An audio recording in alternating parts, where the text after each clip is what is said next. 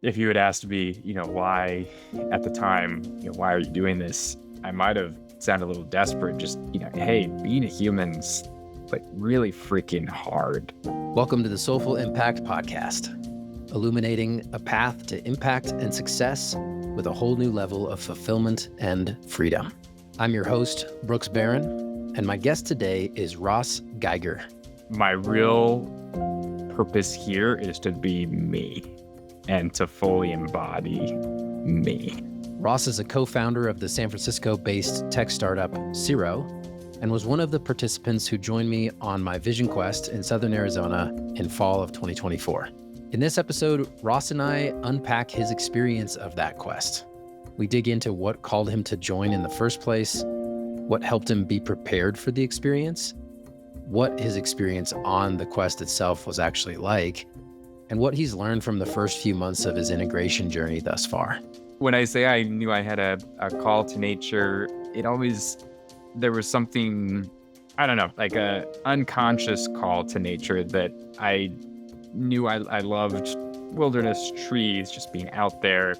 I'd look at photos of people hiking in beautiful places and be like, I want to do that on a really deep level. I'm excited to share this episode as a behind-the-scenes look at what a vision quest can actually be like, and how the deep and transformative work of an experience like the quest can support and amplify the integrity and aliveness with which we engage in our everyday lives. At the end of the day, you are nature. Ross, you are no different than this tree, that flower, that other person. I think this episode will be a phenomenal resource for anyone who is curious about or considering a vision quest in the future, as well as anyone who is following their soul's journey and or feels called to deepen into that path. Before we begin the episode, I have an invitation for you. Yes, you. If Soulful Impact resonates with you, and you feel called to take the next step on your own soul's journey, I want you to apply to join a new offering that I'm really excited about called the Soulful Impact Tribe Call. Every other month, I'll be convening a select group of amazing humans who are committed to making soulful impact. We'll drop in, reconnect to our inner truth, support and challenge each other, and get clear on whatever burning questions are alive in our hearts. If there's one thing I've learned from many years of dedicating myself to my own soul's path, it is that community is such a key ingredient for all of us in this work. I'm so passionate about building soulful community and so fired up about these tribe calls that I'll be making them available with zero registration fee. All I ask of you is that you show up fully. Be ready to go deep. Spots are limited and will be reserved for those willing to get vulnerable and real in service of soul.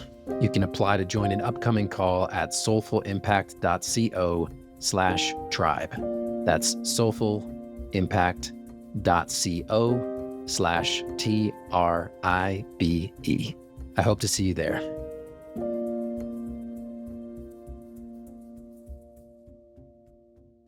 Ross Geiger, welcome to the Soulful Impact Podcast. Thanks, Brooks. Thanks so much for having me today. Thrilled to be here. It's a pleasure. Yeah, it's a real pleasure. It's actually, I'm realizing this is a moment for me. This is the first time I'm having a guest on the podcast who actually I met through the podcast, or I guess it was a different podcast that you heard me on a while back. But man, there's some things that you got to love modern technology for, huh? That's right. That's right. And shout out to Scott Britton and his podcast and all the work he's doing. And yeah, so glad I listened to 100%. that, found out about your work, and then here we are. Yeah, maybe a year later, and been through a lot together too. We've had a journey, huh? Yeah. So that's the primary thing I'm really excited to explore with you today, as you know, is to just have the chance to talk about the journey that we've shared together this past year, and in particular, these past, I suppose, 3 to 4 months as you participated in the November 2024 Soulful Impact Vision Quest. So first, I just want to say, yeah, thank you for your willingness to come on here and talk about your experience and to share about what obviously was and is and will continue to be a very deep and powerful journey. And I'm just, yeah, appreciating um, your willingness to open up a little bit about it here for the benefit of others who may be on similar journeys or may be called to this kind of journey. And I'm sure who will resonate and learn a lot from what you have to say. Yeah, I hope so, and hopefully it goes without saying too, if anyone it listens to this and is eager to connect afterwards, find me on LinkedIn, happy to chat and, go into more detail. But yeah, super excited for this session today, and the timing honestly is oddly perfect. I think for me, 2 Good. 2 months 2 months post Quest have, had, integration challenges, learned from them, but, I think for a number of reasons we'll get into, this is just tremendous to already be looking back at it and see how far, yeah, I've come in that time. Awesome. To begin, why don't we just invite you to share a little bit more just about yourself and the place that you were coming from as you came into this experience? So, yeah, maybe like quick version of what was your life like around the time that you first listened to that interview that I did with Scott on his awesome podcast. And what was it that called you to this experience of the quest? Yeah, I'd say in short, I think I was curious first and foremost just about the Uh-huh. quest, but I think the long answer is it feels like my life experience had been building up to this for some time, even if I didn't consciously know that. And what I mean by that is I'm 33 years old today. My life experiences leading up to, I'd say the last few years has been one of seeking accomplishment and getting my self-worth and validation through doing and being someone who goes to, an Ivy League school. I went to Brown for undergrad, got into a good career, did management consulting, worked in growth equity, worked at startups, started a company, raised millions of dollars, we're off to the races. And all that's been awesome. And I still look at it now and am just so thankful for that foundation now to build on. But at the same time, I wasn't fully fulfilled by those things and came to realize, that basically had an experience about 3 years ago now where I had a realization that, wow, is this all that life is, up to give me? And had, what I call spiritual awakening. Others might call a mental breakdown. Well, those two things are often somewhat closely connected from the outside, at least. Yeah.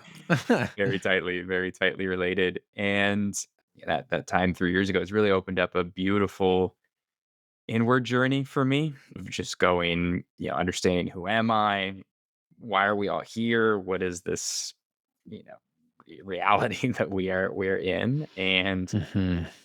that journey led me, both to learning from and following folks like Scott. But then, when I heard about the Vision Quest and the work that you did, it just blended everything so well together in, one sort of tying in, these elements of really why are we here from a soul perspective, but then doing that for me, which was really important, doing that through tied in with nature and just the, wilderness work that you do. And Mhm. I've always known that that's important to me, but it's not a part of me I'd really embraced before. So, in truth, it was a little Mm. scary, and we can go into that. But when I heard about the quest and everything it entailed, it was the combination of alluring and scary and a little bit terrifying at the same time. So, that's sort of the where I was when I first learned more about the Vision Quest. Awesome. Thank you. Yeah. Good cocktail of feelings there. One of my favorites, as you I know. know. As you reflect back, so the question that's coming up is, what helped you be prepared for the quest? Because I do think that you were well prepared for the experience. And I make up the story that a large part of that had to do with some of the work and spiritual and personal growth explorations that you had done in the preceding years, perhaps since that awakening experience. And that probably also some of it maybe was rooted in your earlier life, even childhood experience, like even being able to recognize and know and feel the call to Mother Nature, even if it hadn't been something that you'd prioritized. But what would you characterize as like some of the key experiences or tools that you were coming in with that helped you have the tremendous experience that you had? Yeah, and I wonder if my answer will surprise you a little bit. I actually think growing up, I didn't really have the tools or I think childhood that would necessarily prepare me well for an experience like this. In truth, I've always loved trees and nature, but I don't like camping. And so That's great. That's so great. and so, So glad you said that on this show. You don't have to love camping. You don't have to even like camping to go on a vision quest, folks. How about that? I'd say I like it now, and actually Uh-huh. I've already opted into it. But going into it, my wife would tease me. She's like, "You don't like camping. Why are you doing? Why are you taking a week to go subject yourself to this?" So when I say I knew I had a call to nature, it always there was something I don't know, like a unconscious call to nature that I knew I loved wilderness trees, just being out there.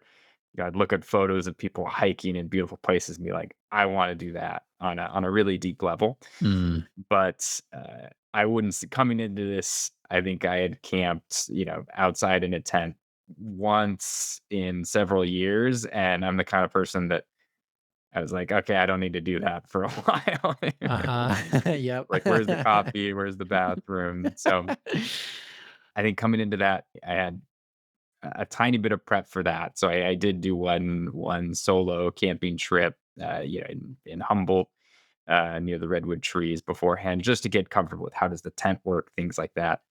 So I'd say actually from a preparedness standpoint, from the wilderness side, I didn't have a ton of prep, but you did a great job of letting us know what we need and what to pack and things like that.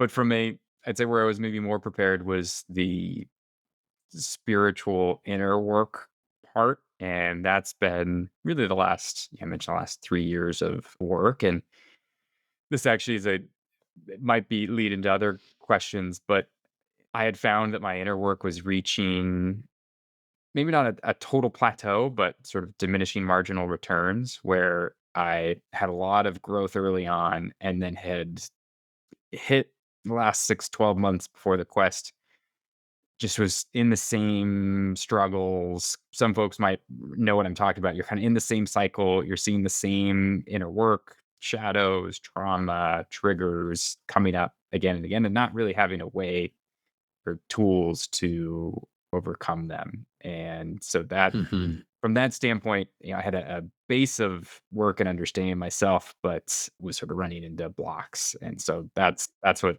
I think helped me come prepared for the vision quest was I knew, hey, I want to get past those blocks, and this seems like a way to do it. Yeah, beautiful. One version of what it can look like to be in a good spot, to be ready for a quest is actually to have done enough work to have really, yeah, done some growing, done some kind of discovery of the deeper possibilities that what can happen when we start to expand our minds, expand our consciousness, kind of get out of our usual boxes of the ways we've been conditioned to see the world, like done enough of that. And I'd say also done enough, inner self-healing work and cultivation of wholeness and capacity to be both stable enough for a deep dive experience like a quest, which is designed actually to support you in letting yourself fall apart. And to do that safely, we have to have enough foundational resourcing from that and skill in self-healing and cultivating wholeness. And at the same time, yeah, there also needs to be some kind of edge, whether it's like a block like the way you described it, or, for some folks, it presents like stuckness or lostness. For other folks, it just presents as like more of like a pull, like an excitement to this sense of a deeper possibility that's there. Mhm. And, maybe things are actually pretty damn good, but there's this knowing in your heart that there is something more and that this is a kind of experience that might open you to that. So, yeah, thanks for sharing your version of that. Yeah, and I'm actually curious if you don't mind me asking you a question. Where would you say when you did your first quest, how would you have which of those would you have fallen into? Like where Yeah. were kind of you at? Yeah. I very much welcome your questions. Yeah, let's make it a back and forth here. But for me, it was stuck and lost, Mm, and especially lost. mm, Like, as in, I had, and it's interesting because at the same time, it's also true that, like, if you'd asked me at the time, I would have told you how great my life was, probably in all these ways. This is definitely kind of both end situation there, but because I had been successful in ways that were really meaningful to my adolescent ego. I had been admitted to Stanford Business School to the MBA program, the most competitive and number one rated business school program in the world. mm, And I was working a summer job at clean energy solar company that was like very aligned with what I thought I wanted to be doing. But it was almost because of how perfectly I was nailing my ego's ideas of what success looked like how much I was actually checking the box of what my limited idea of the time at the time of like what is doing good look like. mm, And because I was nailing it so perfectly, but at the same time feeling this hollowness inside, that's what really drove the lostness. There was this sense of like, what is going on and what is wrong with me? mm, Why is it that I've worked so hard and been so successful at all these things that people tell me should be so great, that I think should be so great? And I'm depressed and I don't feel lit up by this life. mm, And I knew, and that was a gift that I traced back to my childhood and my dad in particular, but that I just knew it's possible for me to be so lit up by not only by life, but also in particular by my work, mhm, to live into that Robert Frost quote that making vocation and avocation one like two eyes are one in sight.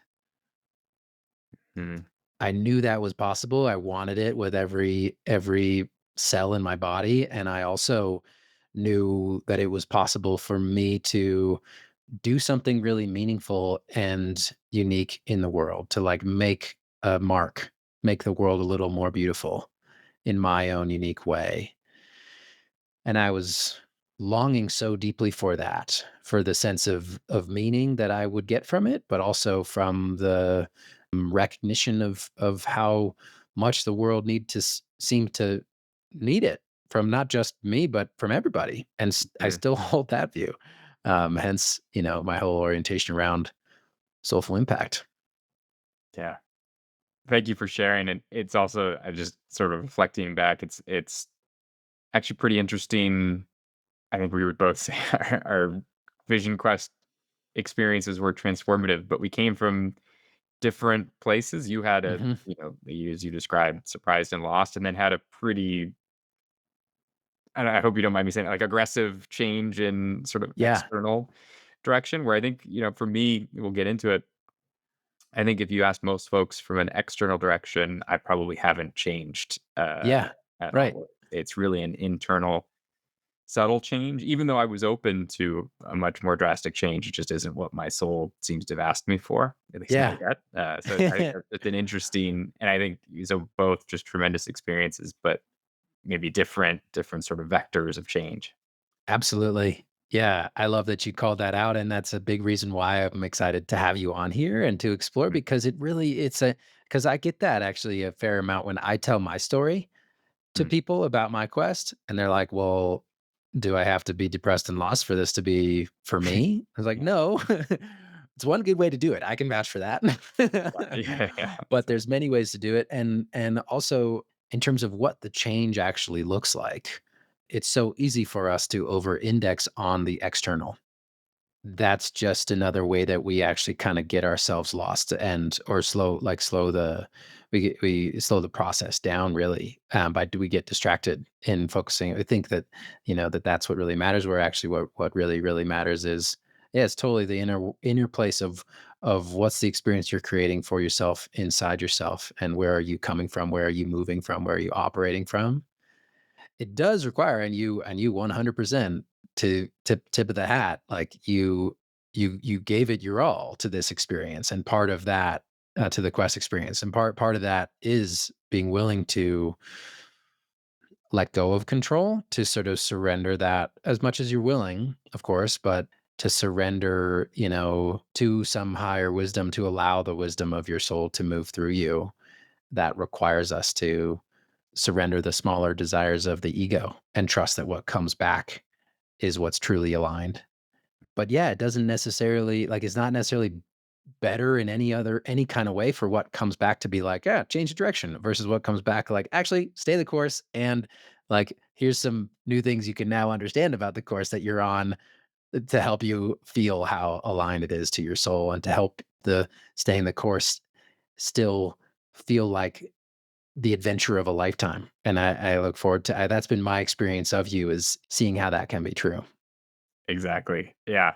And yeah, I think you named it. But I think one thing I am thankful for in my Vision Quest experience is I did give all of me to the experience, and put everything on the altar, as you like to say, leaving it open to as soul guided me. And it just so happens that soul said, hey, like almost like you described, keep on the current path. Here's some things I would do differently, and ways to reorient in the external world. Now, I'd say my internal world is very different. So I think that, and that's harder to measure, and we'll get into it. Mhm. But yeah, I'd say from the external world, ironically, my soul basically said, no, no, no, you're just keep doing these things, but just in a slightly different way. Mhm. I'd love to hear you share more about that inner side of the equation. What's different now after the quest?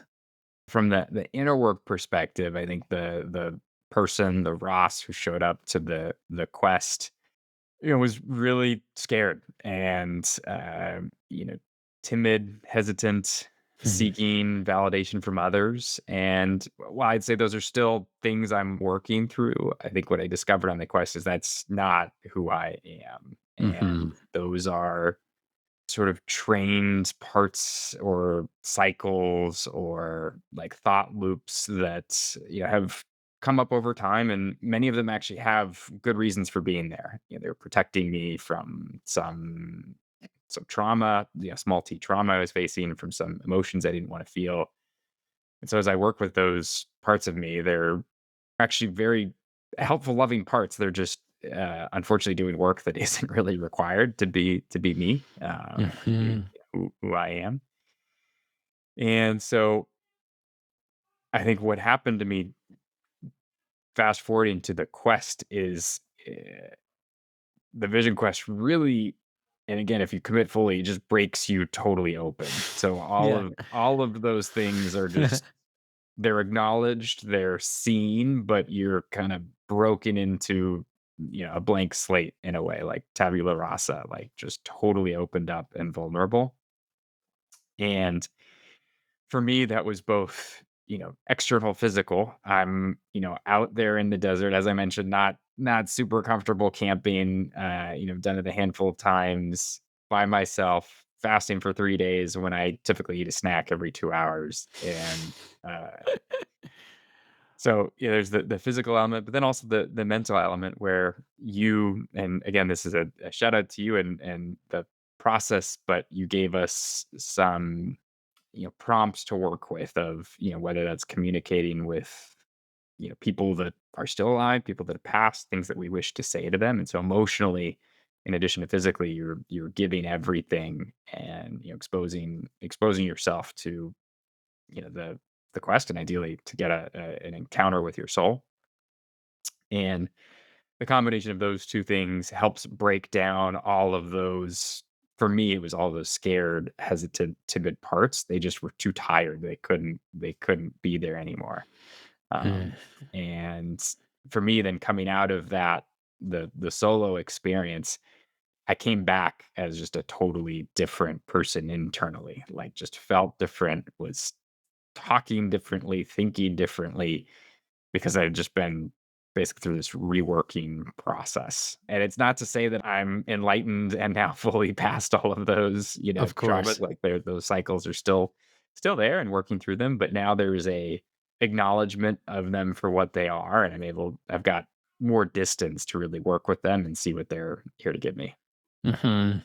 And it sounds like just like almost some kind of shift of center of gravity that occurred in you, perhaps of like, as in, and I want to repeat this back to make sure I'm understanding you right. But it sounds like what you're saying is a key kind of thing that you experienced, that the process that happened was that you became worn down in a deliberate sort of way, both physically, mentally, emotionally. You kind of were exhausted, and there had been enough, it's like a conscious exhausting of the maybe more ego rooted patterns or parts of yourself. And that is definitely one way that fasting works, by the way, just to say, like, that is one of the real gifts of the fast as a modality for this work. It can also evoke all sorts of different amazing states of consciousness, that can come on and in a sort of gentler and slower sort of way. But one of the things I appreciate about it is how much it just kind of starves the ego. It like slows you down.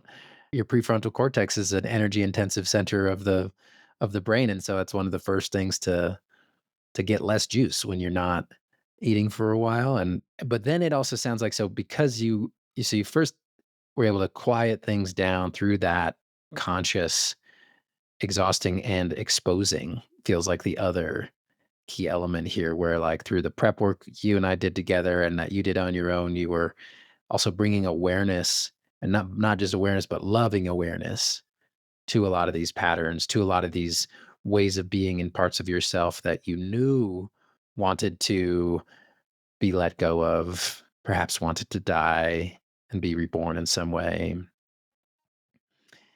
And so they were exposed, and then I'm just loving this because I'm thinking of your spot that you chose way up on the side of the mountain. Like, talk about exposure to the elements, to the energies, to the spirits, like, all you just went for it, and that conscious exposure and exhausting actually broke you down in a supportive way because it revealed to you, you made contact with, you landed in a deeper part of yourself. Is that, Mhm. now you didn't say that, but I kind of read between the lines, but was it like, is that an accurate way to say it? 100%, 100%. And then I would take it a step further, which is, and maybe this resonates with folks. I was doing that because I wanted desperately to have some sort of acknowledgement or encounter with my soul. And if you had asked me, why at the time, why are you doing this? I might have sounded a little desperate. Just, hey, being a human's like really freaking hard. It's, Yeah. we're out here, we're all out here, and we're all trying to figure out what to do basically while we're here. And the thought came up many times of, I'm out here, me, Ross, this ego identity, working my butt off, trying to do this inner work, build a company, have a tremendous impact on the world. And I don't even know if that's the right thing to be doing. And I just want my soul, whoever you are, soul, just like give me something. Give me like Right. like, yeah, you're on the right path, or hey, you should be an artist instead. Like, I just wanted some acknowledgement, the sort of me, the little me ego wanted some sort of acknowledgement from his soul. And I was willing to put, you know, everything on, you know, the line, basically to get that acknowledgement. And luckily I got that. So Hmm. Hmm. that makes the experience, tremendously exciting. But I think, ironically, even without that acknowledgement from my soul, as and you already know, I actually got what I was really looking for even without that. Like, I think Mm. just the experience of going through that, of, really giving it all. And for folks, who want more perspective, during the 3-day solo, you choose a spot, and I chose a spot that was like 1,000 feet of elevation on a cliff. And so I hiked up, with a 50-pound backpack. It was Brooks, safe. I it followed was him safe. up there, Brooks was but following me. Exactly. but it was out there. It It was was a out hike. there. Which, yeah, not everyone should do or needs to do. And it was in a, dark. I intentionally chose a dark space that was, a little creepy, where there were spiders, because that was, for me, supplemental for my experience. And it, basically, through being there and going through this work, I developed myself in very deep ways, such that I remember saying, "I don't really need this message from my soul. If you're out there, I'd still love it, but I didn't need it anymore." And then, Mm. of course, that's Wow. when I got it. But yeah, Yes. yeah. Yeah, that tends to be how it goes. So say a little bit more about, I'm really captivated by this piece of that you got what you really wanted even before you had any sort of specific acknowledgement from your soul on, that might give you some clues as to the direction that you're destined to, or maybe not destined because that feels a little fatalistic, but Mhm. called to take the very distinct and unique place that only you can occupy in the family of things that's been waiting for you since you've been born. Of course you wanted to, by the way, and then thank God that you wanted to check that out, to like check your assumptions. And kudos to you for that, man. And encouragement to anyone who's listening that, like, if there's any shred of you that's saying, like, I think I'm on a good path, or maybe you don't feel like you're on a good path, but whatever you're at, like, is like this sense of like, but man, I am kind of investing a lot of, yeah, maybe this is especially for those of you who think you're on a good path. Like, if you're investing a lot of time and energy into this path and planning to continue to do that, isn't it worth a good hard check with the deepest part of you that, like, you're gonna end up on your deathbed looking back and feeling aligned with those choices? So that's a little aside for us, just to appreciate and celebrate you for that courage and that commitment to your own inner truth and authenticity. But the question that I'll come back to is, how would you describe that thing that you alluded to when you said, I got what I really wanted? I would describe it as just a reminder that my real purpose here is to be me and to fully embody me. And that ends up manifesting in a lot of ways. Some of the smallest ones are, "Hey, what do we do for dinner tonight?" "I want pizza." And I'm gonna request that. And, not to overthink, "Oh, well, what if my friend or my wife, what if they actually want Thai food or Chinese or sushi?" It's just being Mhm. me. Like, no, in the present moment, I want pizza, and we don't have to get that, but I'm gonna be Imma speak my darn truth. clear, exactly, and speak my truth. Mhm. And it can be in moments that small to much bigger life decisions of, do I choose this job or that job? Do I, pursue this path or that path? And just feeling into the heart and knowing that, you know, there's no real right or wrong answer, but it's just what feels aligned to me, what makes me feel most alive. And, I found through, for me, what that has now felt like through the quest is just feeling into the heart. And I get a very Mm. clear yes, no when I sit quietly and ask it questions. And sometimes those decisions, they don't make sense to my rational self, my like thinking logical brain, but they feel right to the heart. And so far, they haven't led me astray. So I think what I got, before even that interaction with soul was just a reminder that all I really need to do here is to be myself authentically, and that's it. Beautiful. Ah, that fills me with joy to hear you say that. Yeah, I'm feeling moved by that. And I had the thought, yeah, well, of course, that's the kind of place that soul would want to speak into, Mm. right? Like, that's the Mm. fertile ground. Hmm. Makes sense that that was the moment that you heard something. Hmm. That's interesting. Mhm. What would you feel comfortable sharing about what you did hear or receive? Knowing that soul is infinitely mysterious and transcends definition or any kind of boxes we could put it into, and is also an inherently, like, infuriatingly challenging thing to put into words. um, and that sometimes trying too hard to put into words can even diminish its power. So I want to acknowledge all that and encourage you not to do that, but just to tune in. And the answer might be no, I actually don't want to share anything in this moment. And that's a beautiful answer to celebrate as well. Yeah, no, and you're right. I think the irony of trying to put words to it is that alone is a futile exercise. But Yeah. yeah, no, and what I can share on that is when I got that message from Soul, it was very clear. It wasn't really a question of where it came from. And for me, it came in the form of actually just 4 words. And it was 4 words plus a dream. And it came not necessarily how I expected it. I had been on the quest. I had been putting everything on the altar, asking for this engagement with soul as this some sort of encounter, just some sort of acknowledgement of me. I'm here. I'm doing all this work. And on sort of the last night of my solo, I had a pretty transformative day. Put everything out there. And when I went to bed, I just said, "Hey, this is the last time I'm going to be going to bed on, this solo.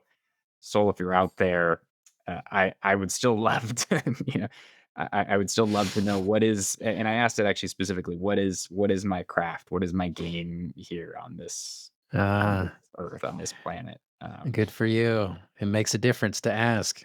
Yeah, it makes a difference to ask, and I think I also asked very specifically. I think when I had gotten to the quest, my ask was much more broad. I was looking for some sort of acknowledgement or encounter, and I think through all the work that we had done together as a group, I had answered a lot of the other questions, but I still want to know what is my game, what is my craft, here, and how that showed up for me is actually I went to bed, woke up and thought, "Oh, man, I still haven't gotten that soul message, but damn," and, started to go back to sleep, and the irony for me, it actually came as I was trying to go back to sleep, so I was still awake, but Hmm. then these 4 words came through in my head, and they just had a different essence, and I Hmm. could feel that that's what it was, and just started writing what was coming through, and, it was, like, very clear to me what they meant. And then I went to bed and now happy and thinking, "Okay, I've got everything so wanted." And then I actually got one more dream after that, and I'll keep some of the details of that obscure, but those words both came up in the dream, and then I got the clear message that, your gifts, what these 4 words intend for you are on the other side of believing that you're enough. And then I wake up with that, and I was Hmm. like, "Oh, shoot." That's that's what I was Ah, that's what I was looking for, and, yeah. wow. Believing you're enough is the gateway through which on the other side of that door, your gifts just flow. Exactly. Uh, Ah, and still, I would caveat in that saying, I'm still working on those, and all of the believing you're enough. That's not like over. So I think for folks listening, it's not that now I've got everything figured out and it's all solved, but I now no, have not at at least all. a game plan. I know what I'm working towards, and I know that it's for my higher purpose. And Mm, the helpful thing for me is those 4 words plus a number of other signals I got while on the quest, to me indicated in the external world, Ross, like, keep doing what you're doing. This is the right path. Like, you don't need to change, much at all. With minus some tweaks that are more aligned with me and being fully myself. mhm. Um, but now I'd say on the inner side, I now understand, okay, this is what I'm working towards. This is where I'm going. Yeah, And I know it's aligned with my, yeah, higher self. yeah. Sounds like it's about my sense is it's about bringing those qualities, those 4 words that came through and everything that they touch in you. I love the way you described that moment. I was imagining you there in your tent in the middle of the night, like, whoa, those kind of inner connections. Ping, ping, ping, ping, ping. Like, I know that feeling. Yeah. Whoa. Yeah. Okay. That's me. And it's one of those like, oh shit. Like, yes and whoa kind of moments. And yeah, is it fair to say that it feels like the message from your soul on some level was showing you that you're called to bring these qualities into the world? That the key gateway for you to allow them to move through, to evoke them in yourself is that being enough, and that then you get to bring these qualities into the world that you are already in. Is that accurate? 100%. Yeah, I think to restate it, that's exactly right. It's, you know, as I get to a place where I believe deep, deep down, that I am enough just being me. That is what enables these 4 words and these 4 qualities to really shine. And Mhm. for me, the irony is those 4 qualities are extremely valuable in my work. So my work doesn't need to change to let those things run. But I have found that to just be very true. I sometimes don't give my permission to myself to fully embody those, and I get it, excuses for, oh, I need to go do all these other to-dos, things on my to-do list, or oh, it Yep. would be very selfish of me to, fully embody that. And Yep. so that's I think some of the work that I'm still doing, but yeah, I now have awareness for that where I wouldn't have had that before. That's right. Yeah. Yeah, and my sense has been that it is true that those qualities are really valuable for you in your role, and it's also true that, yeah, it hasn't always been easy for you to embody them, and that there's Mhm. been and continues to be a considerable amount of fear there. Yeah, And that ties into what brought you on the quest in the first place is those sort of older, younger patterns that were worn out and ready to be put down. And I love that you're speaking to how, like, yeah, they, for the vast majority of people, those patterns don't just up and disappear. um, but we can shift our center of gravity around them. And you don't need a deep dive experience like a quest to do that. I think it certainly helps. It can amplify and catalyze a shift that's kind of ripe. um, but then you're also what I'm hearing from you and what I'm really loving too is that, you know, you're now moving more from the place of soul. You're oriented more to that. And correct me if this is wrong, but that you're now more oriented to that as the seat of your identity. And of mhm, course, it's a mysterious identity that defies definition, but that's sort of more the place, the essence that you understand yourself truly to be. So from that mhm, place, it becomes a lot easier to see the ego-based fear patterns when they arise. Notice how, oh, that was designed to keep me smaller. That's rooted in some belief that I'm not enough or whatever it is, and see how, of course, like without a doubt, you'll trace it back somewhere in your life and you see, oh wow, that actually really, really helped me out at some point. Like I'm really glad I figured out how to do this because there was a point where it was more authentic to be accepted than to be authentic, or whatever version of that it is.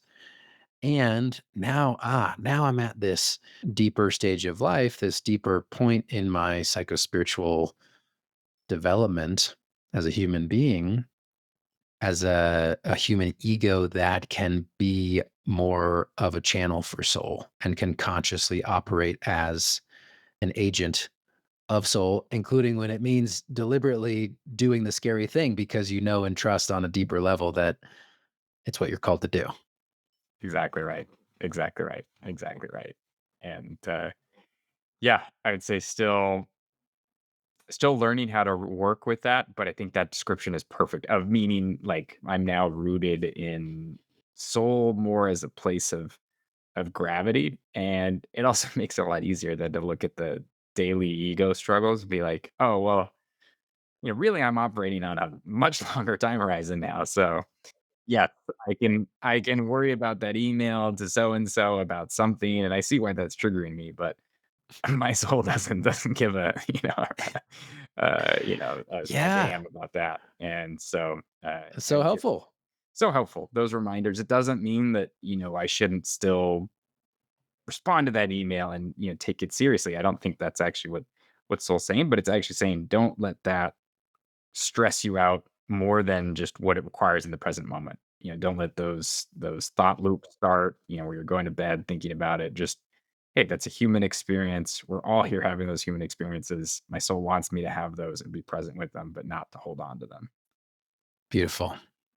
Beautifully said.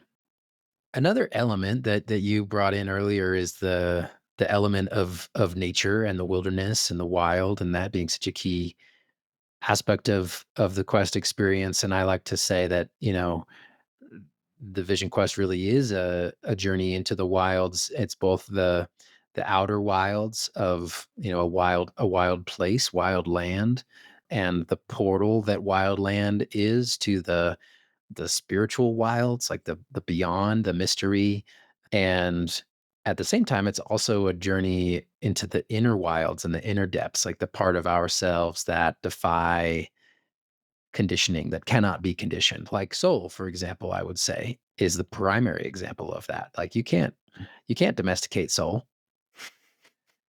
And dreams are another place through which we contact our inner wilds because they occur at a time when the ego is asleep. So they kind of, again, by definition, they're kind of unpredictable. You could also say emotions and body. Like there's all these wild animal parts of ourselves. So, but the question that I want to ask you now, Ross, is because what you had just said just then was about almost speaking to like a different version of being a human, that you can now see your own human experience with compassion and perspective in a way that allows you to not get so wrapped up around the axle about things that you don't need to be.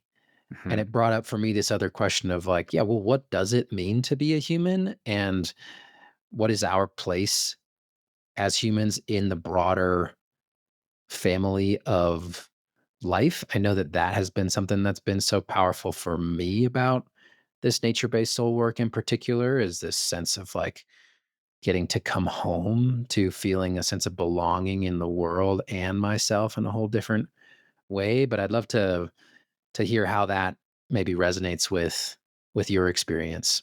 Mhm. It deeply resonates, and kind of an interesting element is even before the quest, I mentioned had done a lot of work, and so I had the experiences of in meditation realizing we are all one, having Hmm. the I am type awareness and having those sort of peak experiences even without any sort of psychedelics, anything like that, Hmm. just from Oh yeah. meditation and being. And so I conceptually, from moment to moment, I have the understanding that we are all deeply, deeply interconnected. And I think what I got coming to your question from the quest was just a way to tap into that through nature.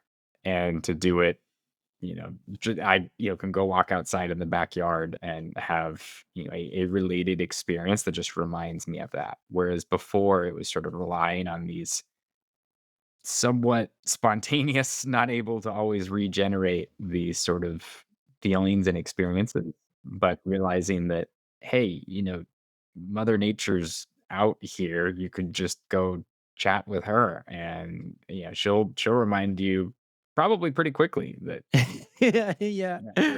at the end of the day, you are nature, Ross. You Exactly. you are no different than this tree, that flower, that other person. So what that's looked like for me in practice was actually on the quest, and you taught us this, but just go out and have conversations, whether that's with a tree, a spider, a grasshopper, and for me it ended up being all three of those. Which I had never done before the quest, but had a experience talking to spider, even though I actually didn't see him, but I knew I was near him, and I got some pretty amazing life wisdom from Spider, and then the Mhm. same with, a grasshopper that was there really just to teach me, "Hey, we are all intricately beautiful to, like, a level that you can't pin down, you can't put your hands on it, and you are the same, Ross, like, you have the same beauty, and, we all do." And so I'd say what the quest did is it really deepened my relationship with nature, and especially all nature, but especially wild nature, and understanding why it can be a very different experience. And so, my life now, and this, now, cultivating more just traditions and routines to either be out in wild nature. For us, I'm in Northern California. It's fairly easy to get to, but even if I'm in San Francisco, just going on a night walk, tapping in with the trees outside, that are on the sidewalk. So, Mhm.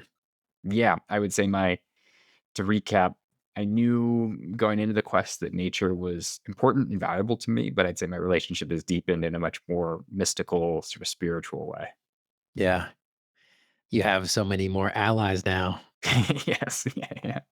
A lot of allies to tap on. And actually, you bring that up. That actually came up even just this last week, was realizing while journaling and writing, just the reminder that, oh wow, I have all these other, beings, spirits, entities to tap to for support, and they're all, at least from my experience so far, they're all like more than happy to help. So Mhm.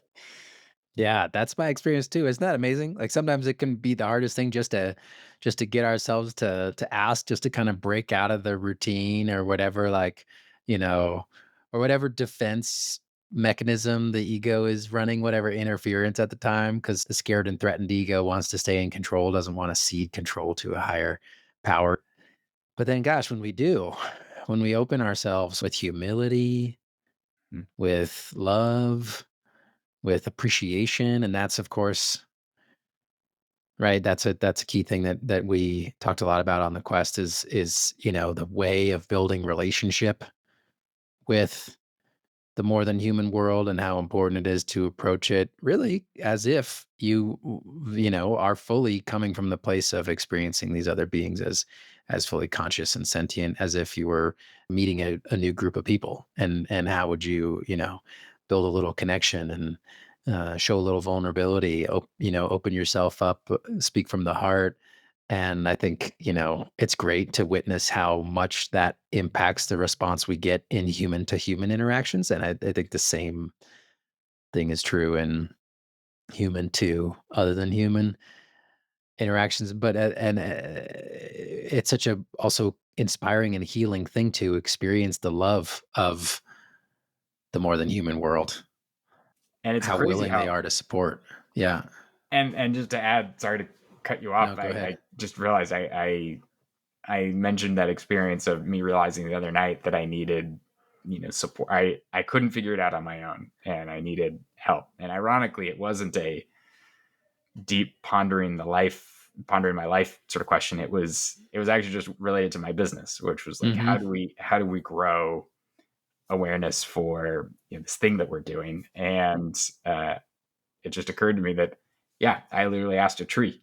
I just asked a tree, and it actually gave me a pretty clear answer about what felt aligned to me, and went and launched that last night. We actually already got a new inbound, likely to be customer from that today, and so Wow.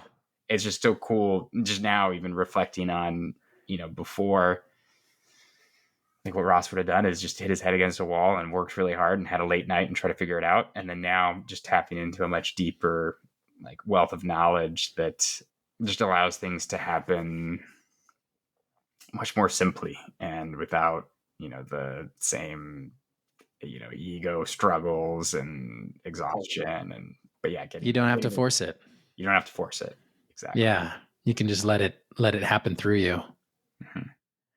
So I'm curious how, if at all, the answer from that tree was related to those four qualities of soul for you. Now reflecting on it, yeah, it hit on most of those. Yeah, it hit on most all of them. Yeah, which is pretty funny. And There it is. it's funny because consciously that is not what I was aware of. I asked a tree, I got an answer back, and I acted on it. The one signal for me though that was a good sign I'm on the right direction is the actual doing of what I asked Tree for advice on, and the actual doing was fun. It was joy. I spent, an hour maybe, doing this work for my business, but it didn't feel like work. It just felt like I'm out here, and it was late at night, later than I usually would want to, but it was just fun. And I went to bed thinking, man, that's what I want to feel like. Whether or not this works, that's what I want this to feel like all the time. Yeah. And so Yeah. of course it worked. Right. Right. Yeah. Yeah.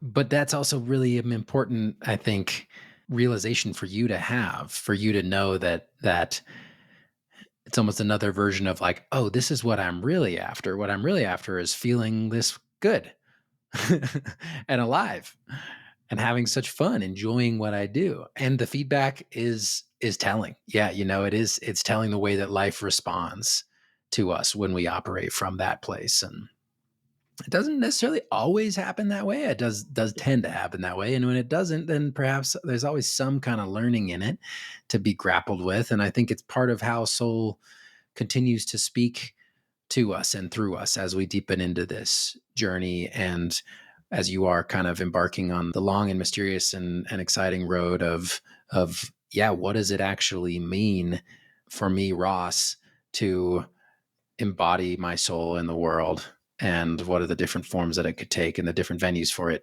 to be in, and how's that going to work? And it's very much like an ongoing experiment, for at least for some time, maybe always. And yeah, so I love that you shared that anecdote, and I love that it makes sense to me that the tree didn't only tell that it's not like it's I almost wouldn't say the tree, they didn't like tell you the right thing to do for the benefit of your company. The tree actually helped you find within yourself that connection to soul, and that's the place from which you just saw the path that is yours to walk. Exactly. Yeah, how I would describe what the tree told me is it told me what would be most aligned to me.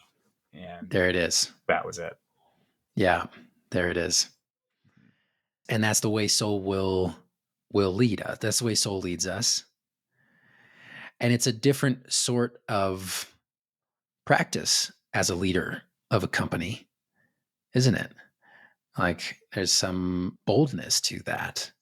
But I really do believe that that's the kind of leadership that's actually going to build a new kind of world eventually for us all, for being guided by that innermost truth inside of ourselves, and there perhaps being a whole lot of mystery about, like,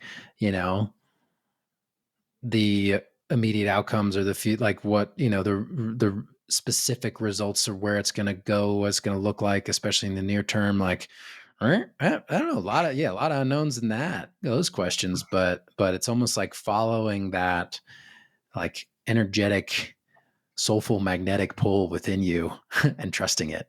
100%. 100%. And it's also, you're right.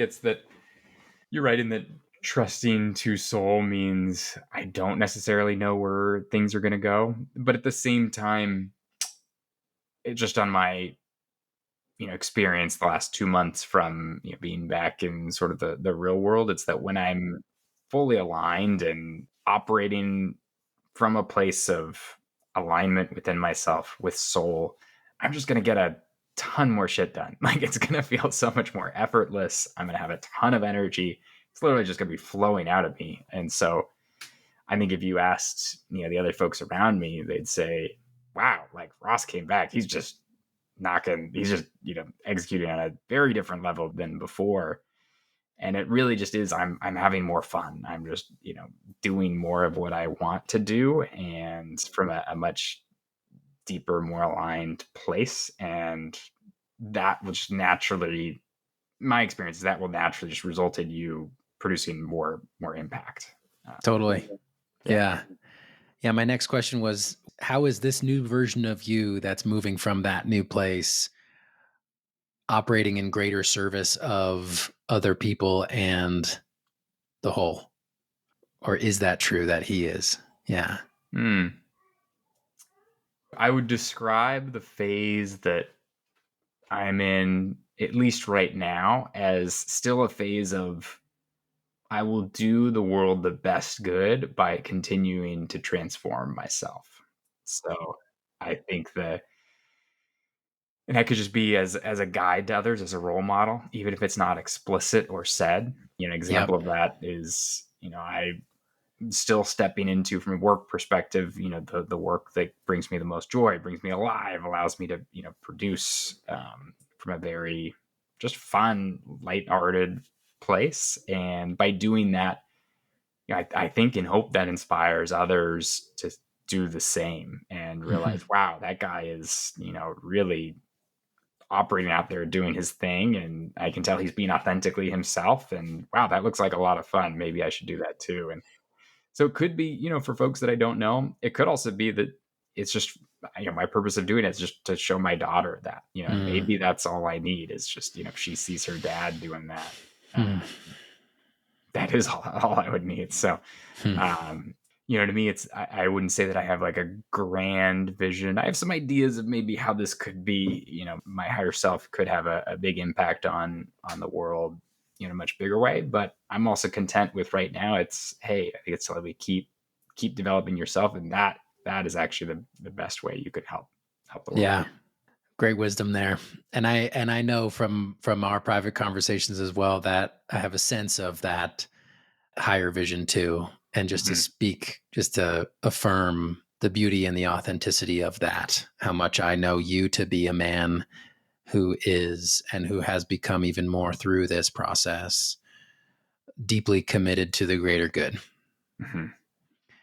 Yeah. And to also celebrate your discernment and your humility in recognizing that this stage right now of life and of this journey for you is best approached by not getting too caught up in the big grandiose visions actually, but really just staying rooted and down to earth and transforming yourself first and foremost. Surely that will be the path that will evoke the version of you who will really hold and carry and create that bigger picture vision in the future. Exactly. How it feels is I feel like my soul is telling me now's the time to be selfish. Yeah. More selfish in a beautiful way. Whereas I laugh because that word has, being selfish has to me a loaded term just Yeah. To a lot of us. a lot of us, and especially to how I operate. And so to think, hey, now is, yes, I have a plan. I have a strongman plan for how I can impact the world on a big scale. It's like, that is not the time. That's great. Probably going to happen. But right now is the time to be selfish. And, for me, that just looks, transforming myself, doing what brings me alive. One of the things that came up in the quest was starting a new martial art, doing jujitsu later tonight. And, so doing those, small things that, yes, they're not, me doing jujitsu, going to class tonight is not going to change the world, but it's going to change me. And that's enough And right that's now. just as important. And Yeah. actually, even more important right now as you're self identifying there. Soul will tell you and mystery will tell you when it's time to step more into outward oriented service in this path. And I think it's a beautiful thing to really not rush it, really important not to rush it because there's so much richness. There's so much richness in, yeah, all like jujitsu as a medium for more fully understanding and embodying your soul, for example. Like we could give so many more examples of just, yeah, continuing conversations with those trees on your block, Mhm. spending time with you in your dream world. Like there's just so much that, gosh, so much power, so much beauty, so much information, both in on the, both information that can be intellectualized and put into words, but also a lot of information that can't, that more lives in the body and becomes a deep sense of knowing, and also a way of understanding your soul gifts, your soul powers by virtue of what it feels like to let them move through you, maybe even more so than you could rationally explain them to somebody. Like that is fundamental work. And of course, you gotta give that a lot of time and space. And it can feel selfish, but it's a kind of selfish that is really in service because it's aligned to this higher vision and to that deepest part of you, your soul that knows and that is inherently connected to all there is and deeply understands, more than your ego probably ever will, what your role to play is in this time of the great turning. So, before we wrap up, let's just talk a little bit about integration and the journey, like the experience you've been having since coming home from the quest. And we've already touched on some pieces, but is there anything more you'd like to say about what that's been like for you and what's been supportive and or challenging for you in the journey of returning home after your time up there, exposed and exhausted on the mountain? Yeah. And I would say it's definitely been a challenge, but I think that's by design from what I can tell. On a greater soul spiritual level. I think that's part of the game.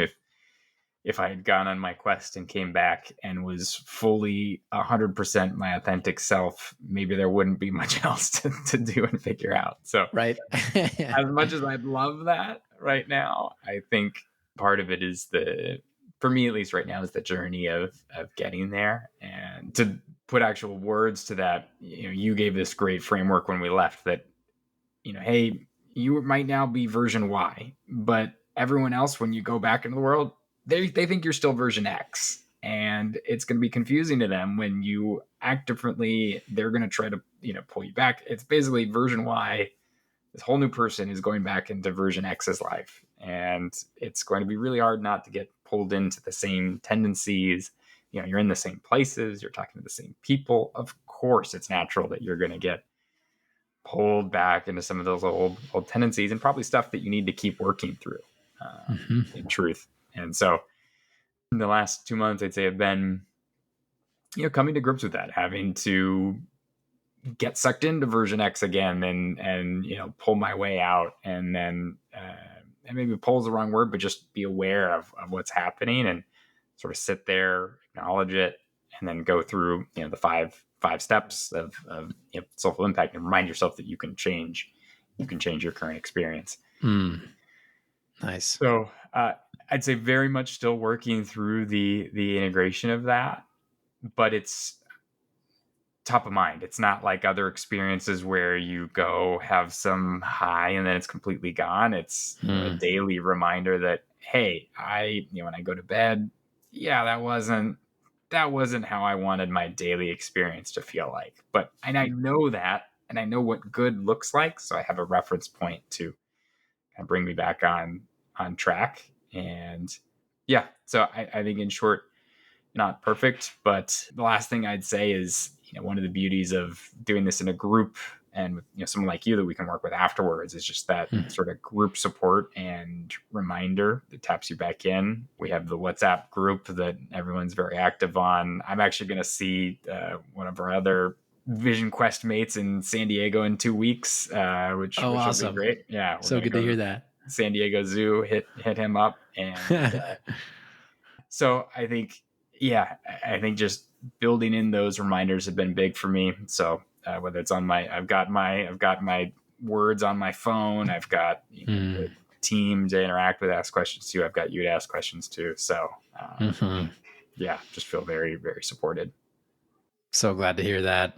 So glad to hear that, because I know so intimately from my own journey and from others who I've guided how important it is to have that access to support, to feel supported in this process in all the ways, but maybe especially in the coming home, because it can be coming back into the life that version X created and that everyone thinks that's who everyone expects you to be, but you're coming back as this version Y by design. Yeah, exactly like you said. That's a challenging setup. And I pray for the day where we as a culture, as a society, have found our way back to a healthier place where these sorts of rites of passage and soul journeys are accepted and understood in the collective in a way that means that no one's expecting you to come back the same as when you left. Yeah. And that's not where we're at. So this is part of where, and you've heard me say something like this before, I'm sure, but this is part of the journey that our souls have selected to walk, you and me and others in this time and in this culture who are called to this sort of work. It's like, actually, the challenging nature of it is part of our service, actually, just in and of itself, of shifting the culture. And I love the way that you described it too, of like that molding that happens, that continues to happen, and the way it's like, it's fodder for your practice. You get to go back and use the tools that you learned and remind yourself of the experience and call in your allies. And that's how you build the muscle that keeps you in that center of gravity and makes it more and more stable over time. So in that way, it's exactly what you said. Like, it's just the next layer of the journey. Exactly. In closing, what is a message you would want to offer to a listener out there who is considering a vision quest, feels called to some sort of journey like this somewhere in the world? Yeah, what advice or wisdom would you have for them? The best advice I can give is just my own experience, which was I was interested. I could tell I was interested in this. I felt called, you might even say, to do it. My logical brain had a tough time of understanding why and putting together the pieces of that. But I think on a deeper level, your soul knows. And so I think if you feel that inkling, that call, yes, there's a whole million reasons why in your head this doesn't make sense. I don't like camping. I can't take a week off to, I've got a young daughter.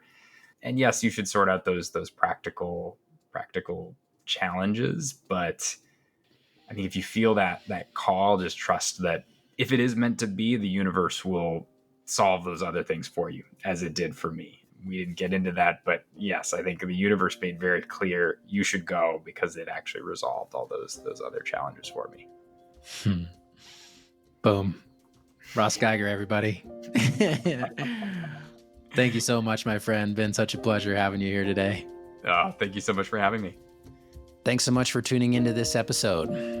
If you, like me, feel passionate about this idea of redefining the way we think about impact to a bit more of a soulful orientation and what that could do for our planet, for our species, for all beings, then please, please, please, I'd love to ask for your help.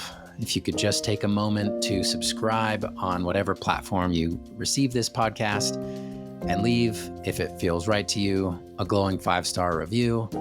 That will do wonders in supporting me in growing this show, attracting more amazing guests, and really bringing this movement, this exploration out into the world. Reviews and subscriptions on YouTube are particularly helpful, and whatever platform that you choose is great. Thank you so much for your time and attention. So glad you joined us here for this conversation today, and I look forward to seeing you again soon.